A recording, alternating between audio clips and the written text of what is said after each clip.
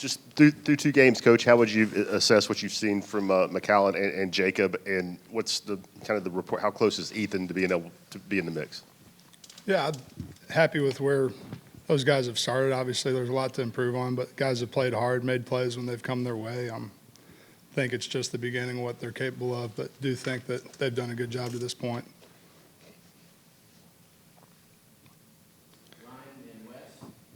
So what stands out about Florida's defense on film? They're good up front. They're good in the back end. They've got good players. Structure-wise, they do a couple things that give you some decisions to make, and on third downs, they're really multiple. Do a good job presenting that package and really make you work to earn it. Alec, I guess when you look at just the running game numbers in general this season, they've looked pretty good. How do you feel like your guys have executed in that area? Yeah, execution-wise, there's always another step to it. There's always another level to how you finish. There's another leverage to what your hat leverage is and how hard you really play. I do feel like the effort and strain has been good. I do still think, tons of meat on the bone in terms of everything, not just the rushing. But so far, there's a good start. I think there's still a lot more. We've seen McAllen take a couple of short throws and do some after the catch with it. Is that something that you guys saw on tape from UC Davis, that he could be a guy that could rack up some yak yards and make plays with the ball in his hands? Yeah, 100%. He's athletic. He's explosive. I stepped out of one on Saturday that he got brought down on the first week, but it was great to see, and 100% expect that from him. He told me that when he was at UC Davis that he did more blocking than everybody gave him credit for, but he really didn't get the coaching, didn't really understand it, and that your background, the offensive lines, really helped him in that regard because he's very willing to do that. Is that kind of what you've encountered?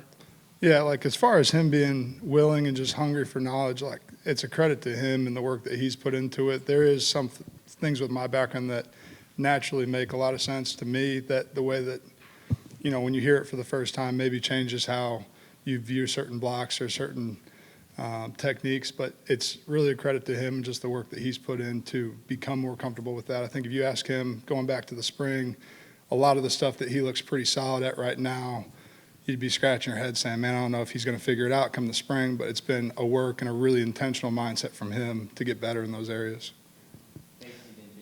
Sticking with McAllen, obviously got his first touchdown in the orange and white on Saturday. How pivotal is it for a new guy on the team to get that first touchdown and really assure himself and his own abilities within the team?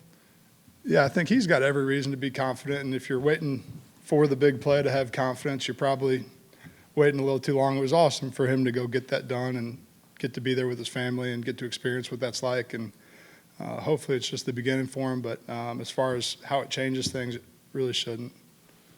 What have you seen from Jacob as a run blocker? He arrived here a decade ago as a pass-catching tight end, and now it seems like he's really not afraid to get in the mix and in the running game and pull his fair share of weight. No, he ain't scared of nothing, and it's something that, same thing, I think he's been challenged and really intentional about working to fix and improve on some of those areas. I think some of it's a mindset of just being willing to go strain and be physical, but there's so much technique to it that I think he's really embraced and come a long way. Obviously, there's still more to go, but it's been really good so far.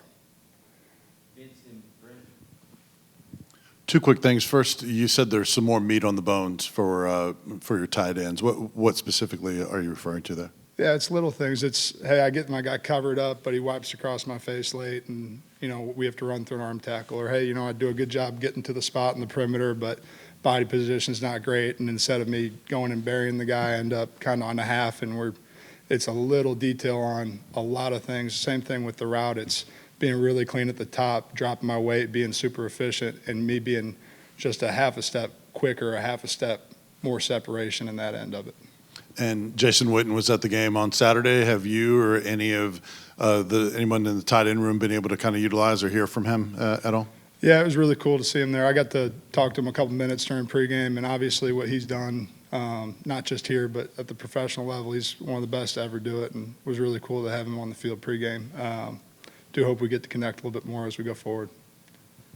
Coach, how's the communication been with the tight ends and the O-line, particularly with Austin Peay gave you a lot of different looks. You didn't see some of that stuff against Virginia.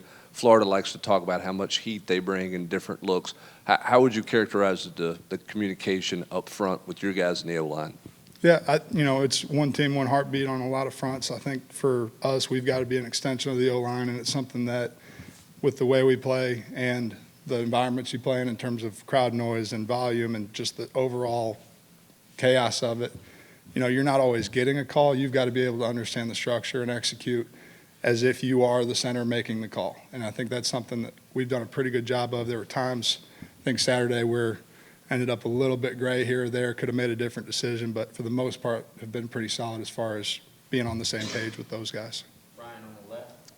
Alec, you obviously didn't get to play a lot of depth in Saturday's game, but we saw a little bit of Ethan in the Virginia game. How's he coming along so far, and what's maybe the next step he needs to take to be more of a factor? He's done a great job, and I think he's absolutely given himself a chance to play. Obviously want to play him more, and do think that in situations where you can do that, he'll be ready to answer the bell. I do think he's come a long way from the spring, even where he was at the beginning of training camp. He's got to continue to take steps and earn it every week in practice, but he's absolutely on the right track. Alec, you talked a little bit about Florida's defense earlier. They have a new defensive coordinator. Have there been any big changes from last season in terms of how they play or things like that? We'll find out. It's always interesting when you sit down on Sunday and start watching guys and think, okay, does this make sense for what we'll see or not? And, in the family of, Pete Golding, Ron Roberts, and all those guys are kind of in the same tree, but there's different twists, and some of that's different personality of the coordinator. Some of that's different people and different defenses. So I do think they'll have a great plan, and we'll have to go answer the bell. Thanks.